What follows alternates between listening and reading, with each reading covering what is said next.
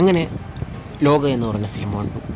ഒരു Hollywood cinema കാണാൻ പോലെ, ഒരു വേറെ ലോകത്ത് പോയതുപോലെ ഒരു എക്സ്പീരിയൻസ്. പിന്നെയും കാണാനുള്ളൊരു ആഗ്രഹം തോന്നി. സിനിമ കണ്ടു, എനിക്കിഷ്ടപ്പെട്ടു.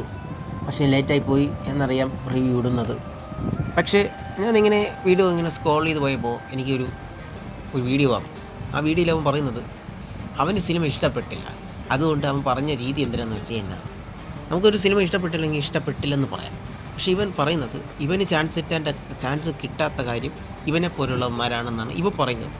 അത് വീഡിയോയിൽ അങ്ങനെ പറയുന്നില്ലെങ്കിലും അവൻ പറയുന്ന രീതിയിൽ നമുക്ക് മനസ്സിലാക്കാവുന്നേ ഉള്ളൂ. പക്ഷേ ഇവനെ പോലുള്ളവന്മാരെ കാരണമാണ് ഈ സിനിമ ഇറങ്ങുമ്പോൾ സിനിമയുടെ റിവ്യൂ എന്ന് പറഞ്ഞുകൊണ്ട് കുറേ എണ്ണം ഇറങ്ങും.